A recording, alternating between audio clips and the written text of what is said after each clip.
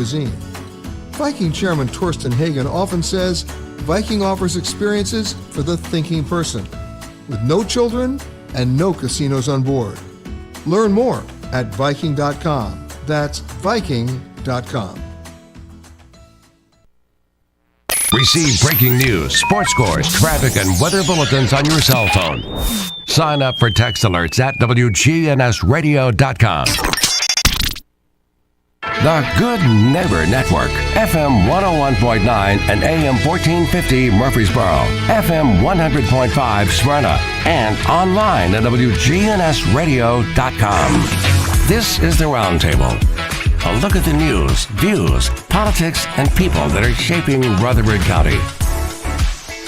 Welcome in. It's a Wednesday, and the Roundtable back on the air on WGNS. Chip Walters here with you from Exit Realty Bob Lamb and Associates and the Blue Raider Network, and getting closer and closer to our fall sports season. High schools are already underway with practice as of yesterday, and today is going to be a hot one. Most of the high schools are going early with their practices, and we're so fortunate here in Rutherford County to have a safety coach at each high school that makes sure that when the heat index gets to a certain level that activities stop and everybody is taken care of, hydrated, and all of that. But as parents out there, if you've got a kid who's playing and they're in preseason practice today, just on a hot day like this, make sure you just give them a little extra attention after their practices are over. College practice gets underway next Tuesday. Yesterday, Coach Rick Stockstill and a couple of Blue Raider players were at the Conference USA media event at Globe Life Field down in Arlington, Texas, and we'll be on site at Blue Raider practice 2 weeks from today. They'll have a media event there, and we'll do this program from there. And next week we will have. I'll give you that in just a moment. I've got a note here I got to get to, but our guest today, I looked it up, and it's been 53 weeks to the day since he was last here, and that is Keel Hunt, political author, columnist, and just a great observer of politics in the state, joining us today. And Keel, how are you this morning? Hey, Chip, I'm terrific. And I just think the Roundtable, it may have been 53 weeks, but I think the Roundtable is a great way to start the day. Oh, I appreciate that. And, and I think when Brian Barrett came up with this idea, I think there was obviously some thoughts of the old Teddy Bart Roundtable with that crew that he had with Crom Carmichael and John Bibb and some folks. That was a good way to start the day then. It sure was. I miss Teddy. I miss John Bibb. I miss all of the crew there. Crom Carmichael, a good friend, and that was a great way to start the day. But you have hit on something here that has some staying power, my man. Well, we appreciate it. How are you doing? I'm doing good.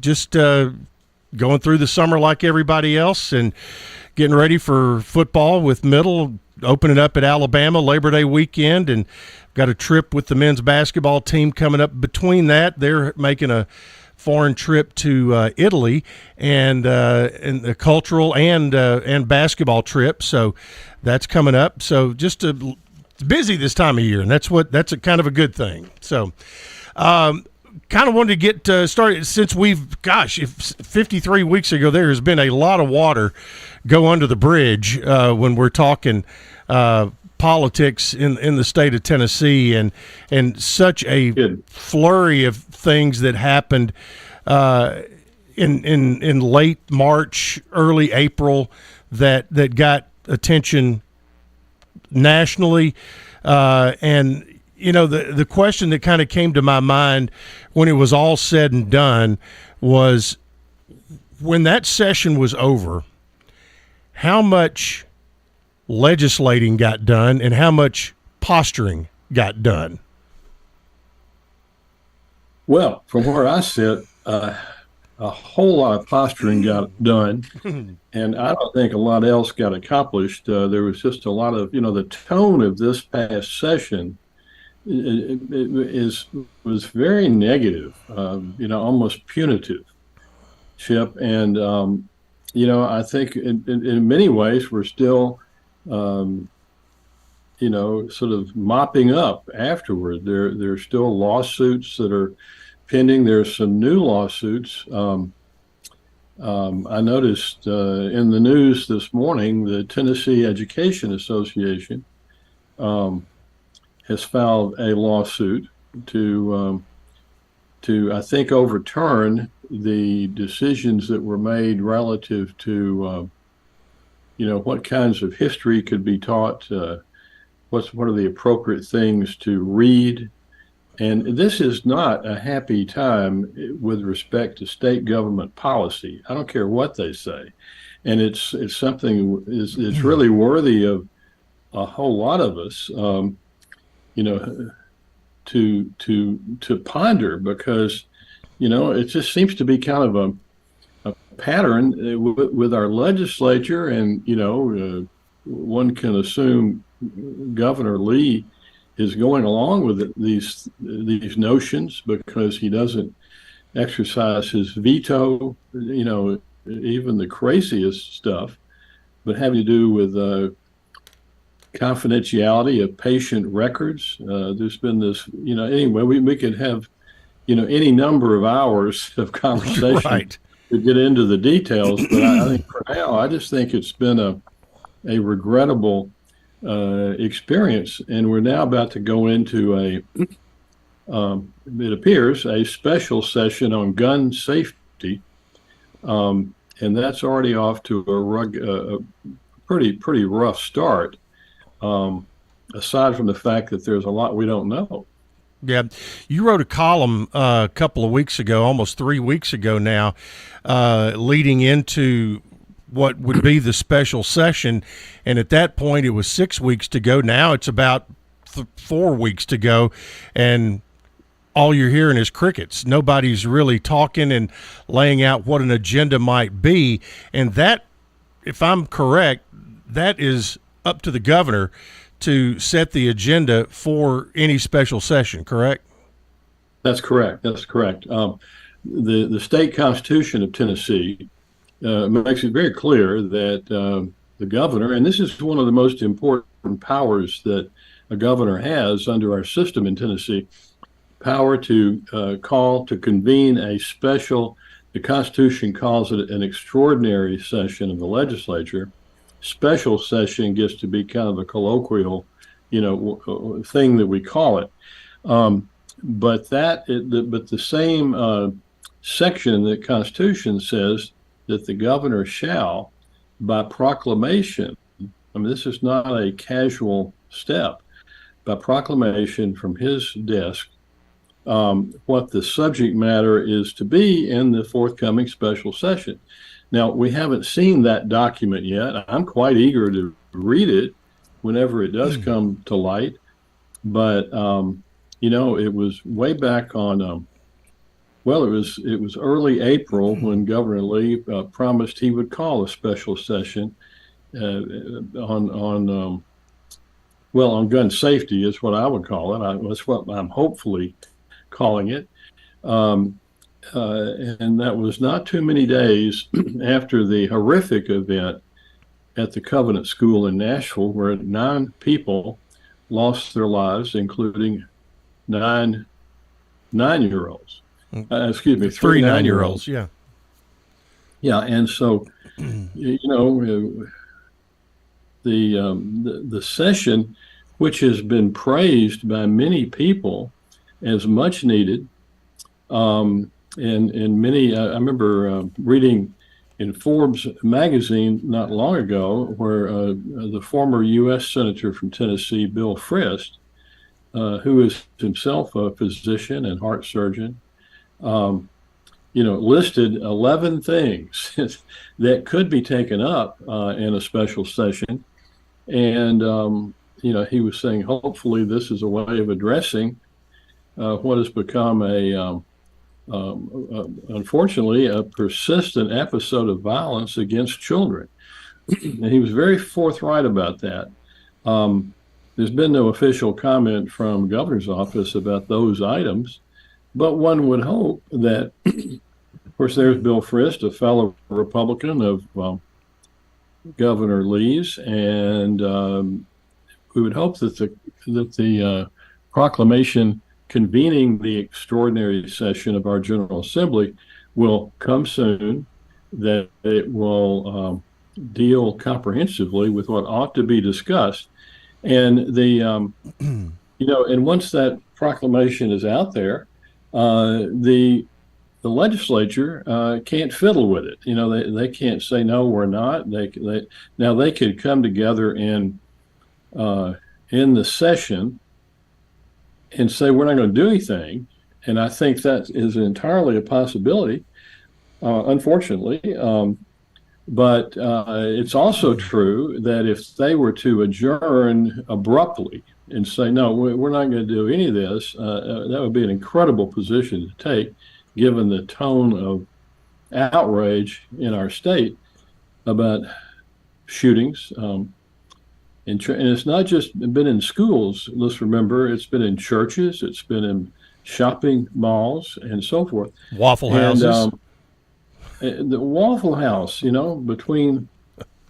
exactly. And so, but if they should say no, that in fact we're going to go home today. Well, what is also in the governor's powers is that he could call them back in the next day. And that could go on until somebody does something. And so as you point out, and as I tried to describe in that column that you mentioned, nobody's talking about that. I mean, plenty of people out in the citizenry are for sure talking, because there's very high expectations that something will be done. And so we need more discussion, more public understanding of what the stakes are, it seems to me. Yeah, the governor's office, to their credit, asked for public comment and opened up an easy link to go to. And as of about a month ago, there were about 14,000 comments, and the last thing I heard, it was up over 17, close to 18 or 19,000 people who have commented from the citizenry, and from all indications, it was fairly heavily that Tennesseans want to see something to make things a little safer. Is that the tone you are seeing from what your folks on the Hill are telling you?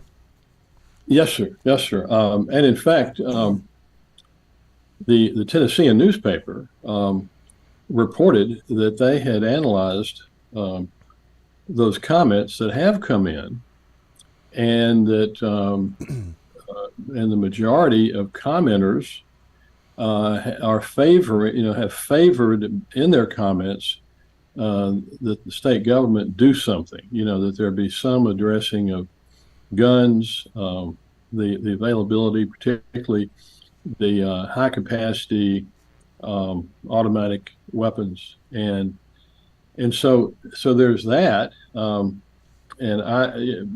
so we're hopeful, but unfortunately we have a state legislature, and everybody can kind of examine the situation and determine what your own representative are doing, but they are not in a forthright way seeming to acknowledge the enormity of the problem and the enormity of the public outcry for action. So we'll see what happens. Now I might zoom in a little bit on Governor Lee has proposed one thing so far, and it is what he calls an extreme risk protection order regime. Now that would we have a little bit of this in other aspects of the state law in Tennessee, but where the authorities, once a judge determines that there is in fact this person owning a gun who presents this kind of risk, a repetition of the mass shootings that we have seen, that process can can pretty quickly enable law enforcement to come and take that gun. Now, the opposition to any gun reform is dwelling on that taking aspect. That they say it would be a violation of the protections in the Second Amendment, and I think they are making a very generalized reading of the Second Amendment, and it does not prevent this, in my opinion. And so, now we'll see about that. But what immediately happened is the first opposition to what the Governor Lee was suggesting came from the gun industry, came from their lobbyist on our Capitol Hill. And this is the source of much of the opposition to any kind of gun safety reform. And they always hang their hat on the Second Amendment, but that is not an absolute, certain reading of the Constitution. I mean, it's, I'm sorry, the Second Amendment. And so there's a basis for a genuine kind of conversation about what can be done. But let me go back and just underscore that Governor Lee's partisans in the legislature, including the legislative leadership, reacted negatively to that one proposal. Now, and it was pretty complete, it seemed to me. I mean, you have a very vehement response. Maybe he expected that, maybe he didn't.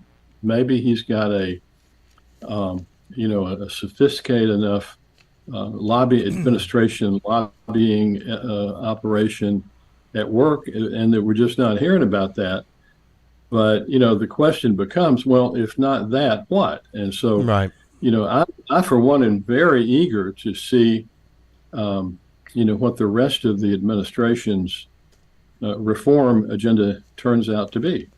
Do you feel like the governor's position on this softened somewhat because he had a personal relationship with one of those? He and his wife had a personal relationship with one of the people, one of the victims of the Covenant School shooting. Yes, that's my understanding too. That was a very small, I would say, tight-knit school community. We're now beginning to hear from them, by the way. Right. I was down at the Capitol, or up at the Capitol, last Thursday, and there were a group of Covenant parents who arguably are the most aggrieved segment of our broader community right now on this particular issue. And they have formed a couple of nonprofits, one educational, the other lobbying, just a straightforward lobbying effort to help present, these issues very squarely. They're in fact gathering as we speak. I mean, this morning they're gathering again at the state capitol. I'm writing a column about this because it was a very moving, very touching number of statements from these parents, but they're actually praying for members of the legislature to have wisdom and approach the subject of gun safety comprehensively. And so, back to your question, I think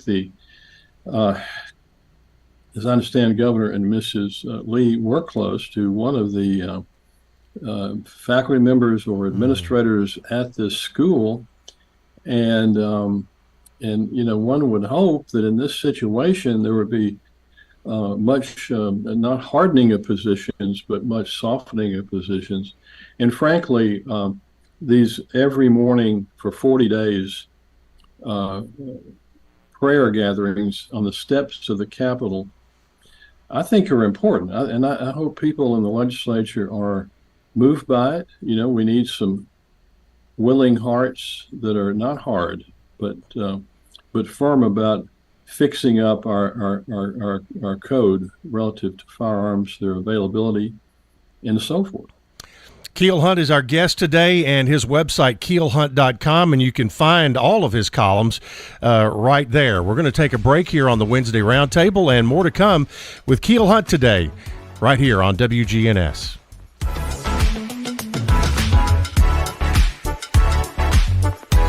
Hi, this is Chip Walters with Exit Realty Bob Lamb and Associates. You might know me as the voice of the Blue Raiders, but I want to be your trusted advisor in real estate. Whether you're buying or selling, it's time to choose Chip. Do you have a growing family and need to upsize? Are you an empty nester now and need to downsize? Are you thinking of selling your current home but just worried you can't find something else? Well, it's time to choose Chip. I'm looking to be your trusted advisor in real estate. I'm Chip Walters with Exit Realty Bob Lamb and Associates. Hey, it's Scott. When it comes to health, there are numbers that every man needs to know, including our very own testosterone numbers. I recommend going to Low T Center, where they make it quick and easy to get your levels checked, and it's only $25. You walk in, take a simple blood test, and with their on-site lab, you'll know your results in about 25 minutes. Low testosterone levels can make you feel tired, grumpy, cause lack of motivation, and drive. It can also raise your cholesterol, cause weight gain, and loss of muscle mass. Go to lowtcenter.com now to book your appointment. Low T Center, reinventing men's healthcare. We're at Adams Place talking with Lee Davenport. I have a sister-in-law that's here, and her daughters come to see me, and they said, Aunt Lee, why are you at Adams Place? I said, well, it's a good place to be. We're blessed to have Adams Place. Hi, this is Terry Deal at Adams Place. Call me for more information about Adams Place, located at 1927 Memorial Boulevard, across from Walmart. It's Good Neighbor Events, brought to you by Cardinal Realty Solutions, the law offices of John Day, and AmeriCare Pest Control. Cardinal Realty Solutions, based in Murfreesboro, can help you buy or sell a home without the stress. They made it less stressful. Cardinal Realty Solutions offers the knowledge that only a true realtor can bring. Call Cardinal at 615-422-7035. Now, WGNS Good Neighbor Events. This weekend is when you really save money. It's a sales tax-free weekend. No sales tax on clothing that's $100 or less per item. That's all this weekend, such as shirts, pants, socks, shoes, dresses, things of that sort. And then school and art supplies that are $100 or less per item, and computers as well as laptop computers that are $1,500 or less per item. No sales tax on any of those items this weekend in Tennessee. A day after that, when August rolls in, tax-free on many purchases at groceries and restaurants. No alcohol included. That sales tax-free period on food is for 3 months, August, September, and October. So some big savings ahead. And this is the final weekend for the Center for the Arts production of Peter Pan. The production is at MTSU's Tucker Theater. For information, get with the Center for the Arts in Uptown Murfreesboro. And from News Radio WGNS, those are Good Neighbor Events. Good neighbor weather. Mostly sunny skies here for this afternoon, a high in the mid-90s. Southwest winds at 5 to 10 miles per hour. Tonight, mostly cloudy, a low near 75. I'm meteorologist Jennifer Wojcicki on News Radio WGNS. Currently, it's 76. Broadcasting from the Middle Tennessee Electric Studios. Take control of your account management and energy consumption with the MyMTE app. Download from the App Store and manage your account, improve your energy habits, and more. MTE, serving to make life better since 1936. This is the Roundtable from News Radio WGNS on FM 101.9 and AM 1450 Murfreesboro, FM 100.5 Smyrna, and worldwide at WGNSradio.com. Welcome back into the Wednesday Roundtable. Keel Hunt is our guest today. Next week, Shane Petty will be back with us. Shane is the retired chief ranger with Tennessee State Parks, and we talked in general about his retirement the last time he was on, but we're going to delve into some of the missing person cases that he and his dogs had worked. Over 200 cases solved when he was chief ranger, and we'll talk about some of those cases next week. Keel Hunt is with us today, and Keel, you got a new book out, correct?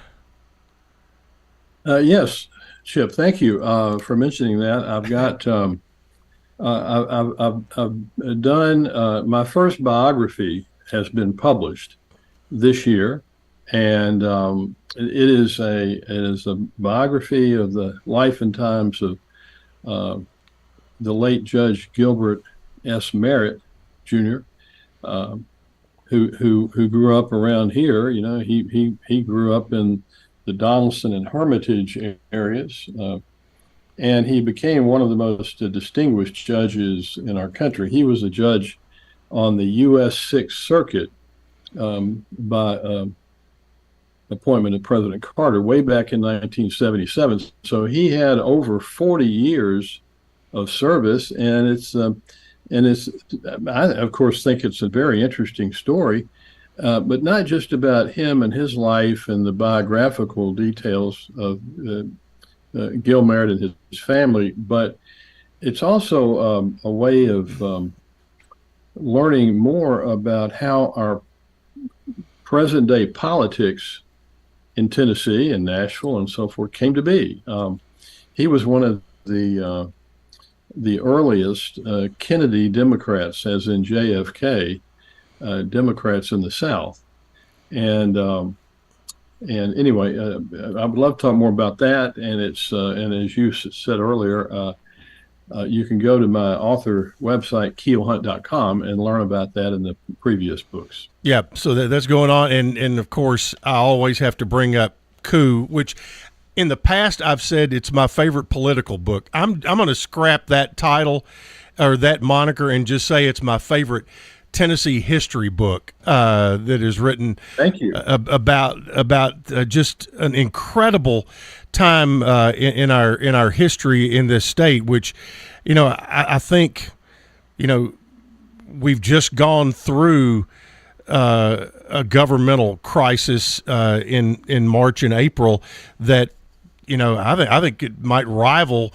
what happened during that time when Governor Blanton was removed from office 3 days early. So, but still, if you get a chance, read the book Coup, C-O-U-P. You can find it just about everywhere. I've bought several copies and given to friends, especially those who have moved in from out of state. Said, here's a little something that went on here before you moved here, and they all loved it as well. But thank you, Chip. Of course, I feel that everybody should have a copy yes. of that book. Yeah, and we've had some wonderful events on the MTSU campus about the coup. There was a program that involved several of the principals, the former U.S. attorney in Middle Tennessee, Hal Harden, who is pretty much the hero of the story, mm-hmm. And he got things in motion on that fateful day mm-hmm. that caused Lamar Alexander, as you know, to be sworn in 3 days early. But it's the only way the authorities could figure out how to stop the pardoning by Governor Blanton of dangerous criminals. I mean, there was a feeling that if he wanted to, he could have emptied the prison. But the fact of it is he was releasing, a lot of people for the wrong reasons. I mean, the news media at the time, once they got onto all this, called it the clemency for cash scandal, and it became famous. I mean, it made Tennessee famous. Mm-hmm. And of course, Governor Blanton, and his brother and other people, went to prison over this. But thanks for mentioning that. That is a favorite story of mine, and the telling of it in the book, The Coup, involved a lot of people who were principals in state government or state politics at the time. And it's one worth remembering. Well, and to me, and I went back and reread some parts of it just to think about it. But you had Governor Blanton, who was a Democratic governor. The one person in the whole of the major players in all of this, the one person that did not want this to go down was Lamar Alexander, and the two people who felt most strongly that it had to happen were the lieutenant governor and the Speaker of the House, who were both Blanton Democrats. And it made me think, I'm curious, if a similar situation happened in today's political climate, are there the right people in place that could do the right things again here some 50 years later? Well, we can't know. God willing, the situation will never happen. Yeah, occur again. But it is. I can't tell you how often I've been asked this question, Keel. If you think this happened today, would our state government leaders be of sufficient character and resolve to say yes, this is what needs to happen? I've been asked that in continuing legal education presentations I've made to lawyers, judges, and it's a darn good question. We would hope that it would. But the subtitle of the coup, the book, is "The Day the Democrats Ousted Their Governor," and that's a pretty gripping topic. We would hope anybody in office at any point faced with those facts and circumstances would do the same thing these good people did. And Alexander was like the only Republican in the Capitol at that point, the legislature. The party's control of things is the opposite now of what it was then. We had we had a legislative supermajority that was Democratic, and in the legislature, and of course the governor was of Republican Party now, and was the opposite then. Our congressional delegation is just flipped, from completely Democrat to Republican, and it completely is right. And so, nonetheless, I like to think of the coup that ousted Governor Blanton. Even though reporters and other people that ask me questions, when I've made talks about the book, we get around to thinking of Blanton and his crowd, and not his whole administration. I mean, there were some honorable people running the various departments under his administration. But, the coup, in my mind to this day, was not so much a story of bad guys doing wrong, but principally of good guys doing right. Yeah, so exactly. Let's just name them. I mean, it was Hal Hardin, U.S. Attorney, Democrat, who got the ball rolling that, within one day led to the early swearing in of Alexander. Bill Leach was the state attorney general. From my home county over in Murray County, yeah. He was living in Santa Fe at the time. That's right, Santa Fe. I've been to his, his home, right? His former home, and talked with his family, and they're so proud of Bill Leach. And anyway, but also Ned McWhorter, who later became governor following Alexander's time in office. I mean, they just, and Lieutenant Governor John Wilder from over in Somerville and West Tennessee toward Memphis. They came to their own consensus about what needed to happen, and they participated in the swearing in of Alexander that night.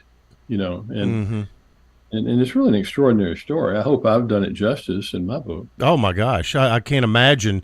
I think you did 160 plus interviews for that book, and it made, again, it is covered from every angle. And you're right, it is a story about good people doing the right thing at the right time when they had to do that, because it was an extraordinary time. Your another book of yours, I think, it was Crossing the Aisle, and about the bipartisanship in Tennessee and how it set kind of an example. Have you placed a book on that book on every desk in the State House and State Senate? Well, actually, I think we have, but another extraordinary thing that happened to that book was, I mentioned earlier Senator Bill Frist. Well, of course, Bill, our friend, had become the Senate Majority Leader, in his government career, and when in very short order too, by the way. Oh yeah, and he. So when Crossing the Aisle, that second book of mine, came out, I got a call from his office, and by this time he was out of office, but he and another former Majority Leader, Tom Daschle, had formed a new entity called the Bipartisan Policy Center, and so he asked me, he said, would it be okay, Keel, with you if Senator Daschle and I sent a copy of your new book, Crossing the Aisle, to every member of the United States Senate? I said, are you kidding me? No, please do. And I'll sign every one of them. Well, that wasn't necessary, but that had an important distribution in that way to a lot of decision makers, and somebody else sent it to President Obama at the time. And anyway, did you get much feedback from any of the legislators that got copies of the book? Well, I did receive some. Of course, these are very busy people, and I'm not sure how quickly they were able to get into reading the book. But the fact is, what Crossing the Aisle was, the book, was a bunch of stories that mainly arose from Tennessee in the 1980s and 1990s about how bipartisanship was an important ingredient in making policy, and therefore a lot of good policies and decisions came out of that period. I mean, that's back when Nissan first came to Middle Tennessee. And in pretty short order, General Motors came. The Saturn plant.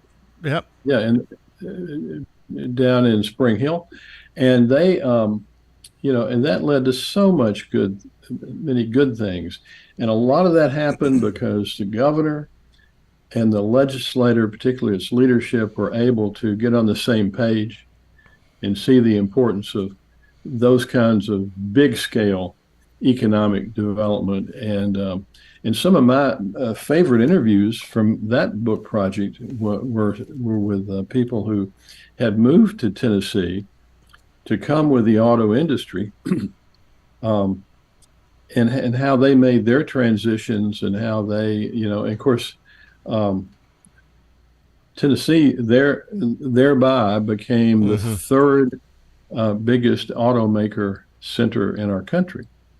And there were even stories about the people told me about how they participated, having been from up north, we'll call it, where they became ice hockey fans.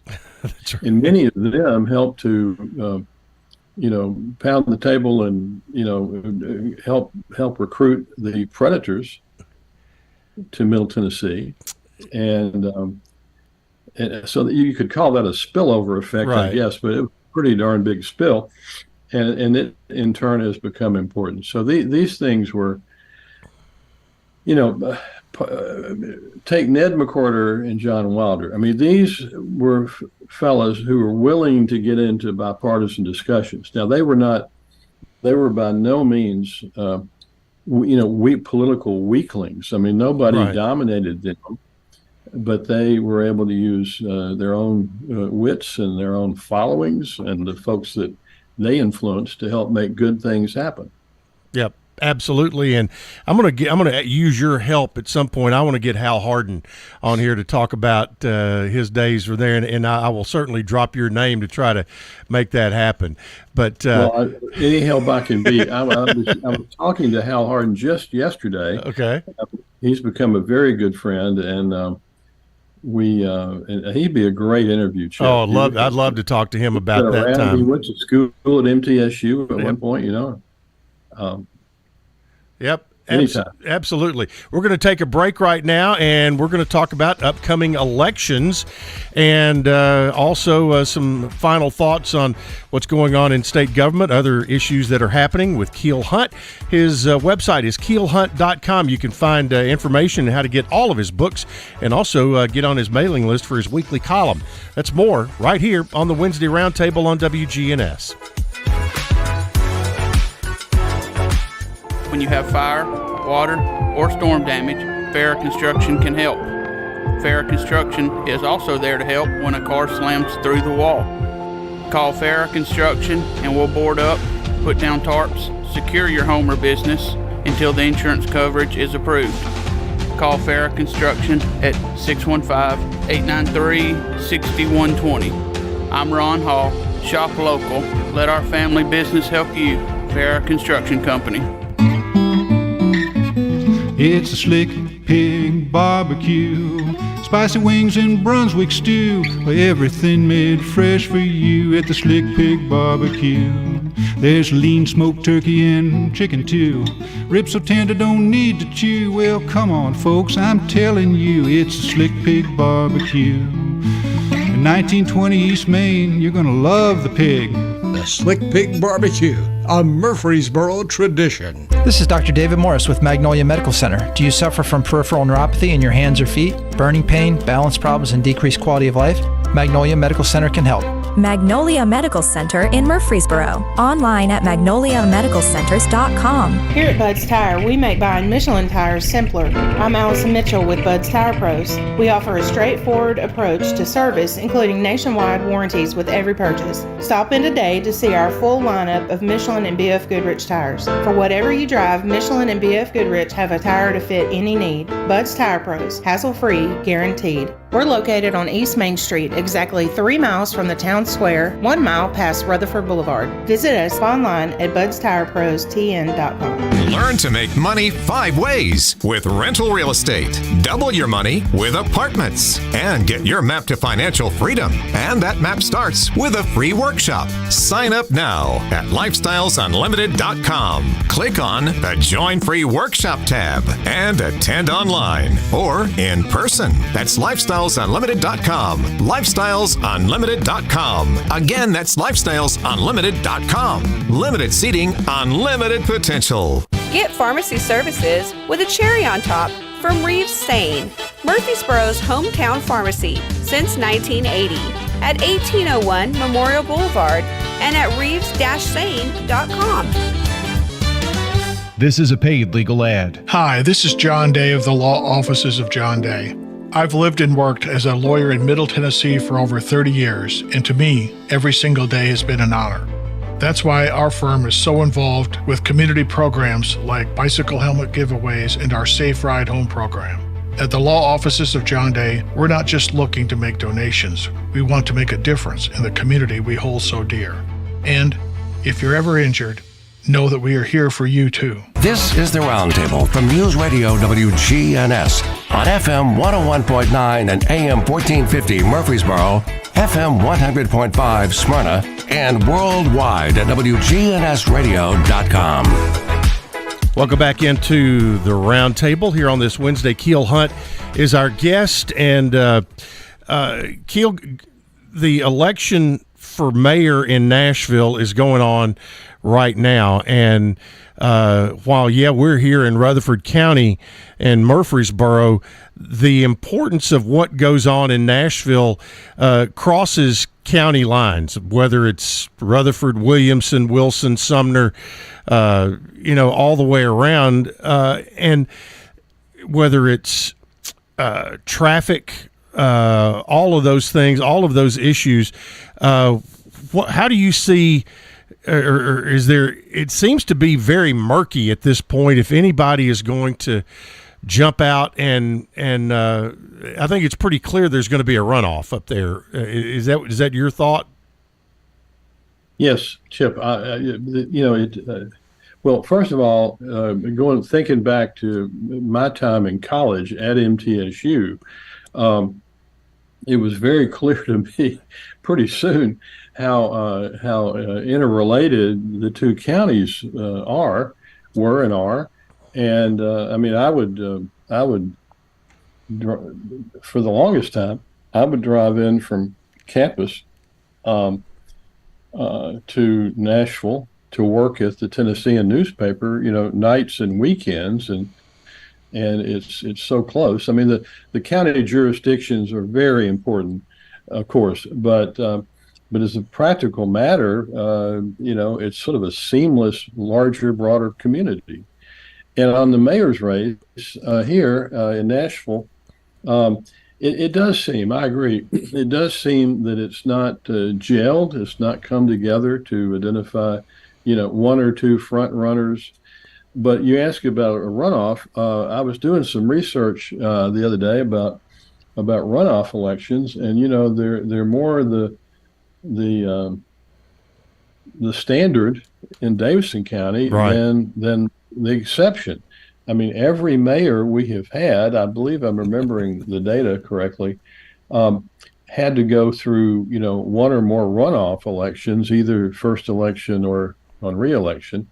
And it's partly mathematical. When you have 10 or so candidates, it's darn hard for any one of them, however good they are, to emerge with 50% plus one vote on the first step. So a runoff is usually likely, and as opposed to state government, where we don't have runoff elections for governor, for example. You mentioned Governor Blanton earlier. He won the 1974 primary election for governor with only 23% of the vote. Wow. Now, if we had, you could just imagine if we had a runoff law in Tennessee at that point for governor, how much history might have been affected. I mean, he could have been knocked off at the next election by, one or another of his general election opponents. But anyway, we'll never know that. But so runoffs are more typical in Davidson County. I think it's a good sign. It's to have so many candidates running for mayor in this community. I think it's a sign of how robust and important, the Nashville or even the Middle Tennessee economy is, and how much people. Mayor Carl Dean, who grew up somewhere else, said, "Well, I was born up north, but I got here as quick as I could." Well, he came to Nashville to go to law school at Vanderbilt, and as many did. And anyway, so that was just one perspective. So how's it going to happen? Well, the advent about 30 years ago of what we call early voting, has become very important. It's very popular. You're able to vote at a time that's more convenient to you than necessarily the one old election day used to be. Mm-hmm. And I wrote a column about that last Sunday in the Tennessean. It's a pretty interesting story. I mean, this was 1994, and who was the principal advocate in the legislature for that reform was Bill Purcell, who was later mayor of Nashville. and the one may have had, a lot to do with the other, because he brought about, through his advocacy and work on the floor in the state house, early voting. And I think people appreciate that now. And so, but at the time, he was the Democrat representative from a part of East Nashville, where I grew up, and he was pretty soon after he was in office elevated to majority leader by his House Democrat colleagues, and it was in position to do what he did. And so early voting, and then so we back up and say, well, how are we doing with early voting this time around? And I was reading just yesterday that it's somewhat trailing the experience of 4 years ago. We're lagging a little bit, but on the other hand, it's another week to go, and I like to vote now on the first day. Early voting is necessary. I mean, I used to think, I don't know about this. I mean, I like the drama that leads up to election day, but it's had some good effects otherwise. It used to be typical that a candidate particularly in a mayor's race, would put up, it was called the last minute ambush in the trade, where there would be TV, radio advertising that would just try to wallop an opponent at a late enough point in the process that opponent, the target of the negative ad, practically speaking, didn't have time to respond. I mean, you couldn't produce a advertising spot and get it up on the air quick enough. And so, that was, depending on your perspective, I mean, that was kind of a low blow. I remember, well, there are a lot of examples, and you and I, as you know, can talk all day, but we don't have enough time. But anyway, I think it's had that effect. It's improved that reality that used to be in elections, and so here we are, and we'll know pretty soon. That being said, obviously there has been, and we've got about 3 minutes left. There's been the relationship between metro government and state government has not been great over the last couple of years. Is that personality driven or policy driven, and do you foresee that getting better? Because there's got to be a synergy between metro and state government to keep this machine that has become Nashville and how it affects the economy of everybody around them, to keep that going. Well, I think it's chiefly driven, from what I've observed, by opportunistic partisan politics. Now, so if so much of what the legislature has done the last couple of years has been to objectify certain kinds of policies. Some people call it the slate of hate. Some people say it's an agenda that that victimizes people. And there's so many examples. We could literally talk all day about that.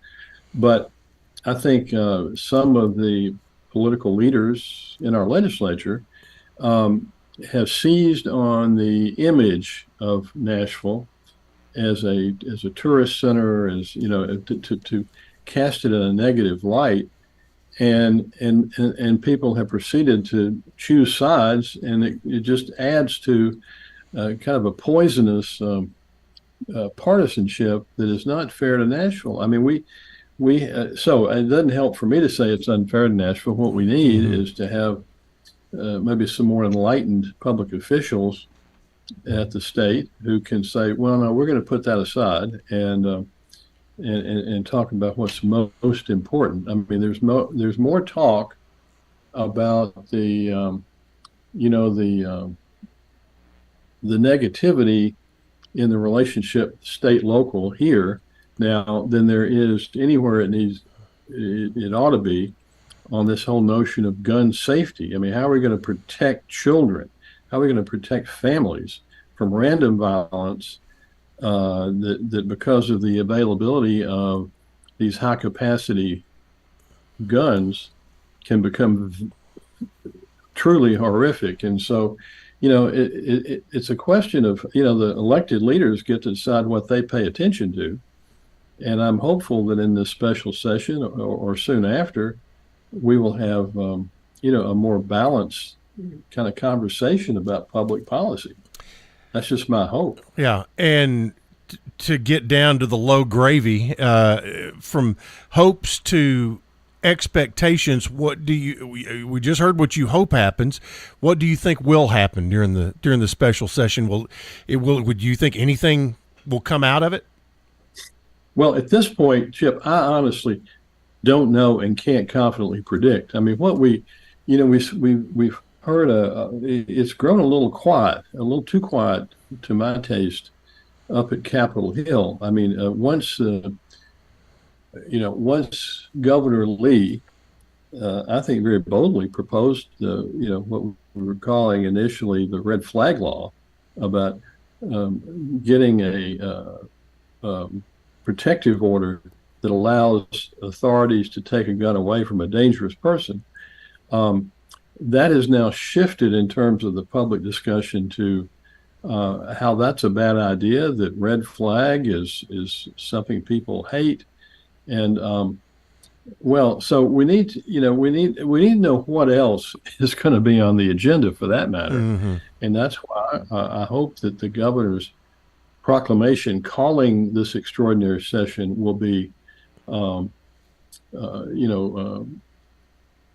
sort of full scale in terms of what they might take up. I mean, putting aside red flag laws, there's plenty enough that can be considered in one special session. I mean, the whole notion of keeping guns safe and secure in the homes, beefing up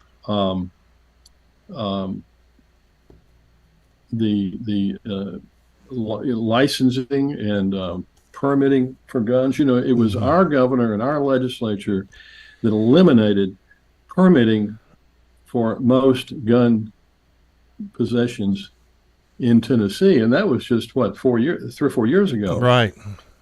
And it happened right after I got my permit. They took away all it didn't have to do the classwork anymore that I was happy to do.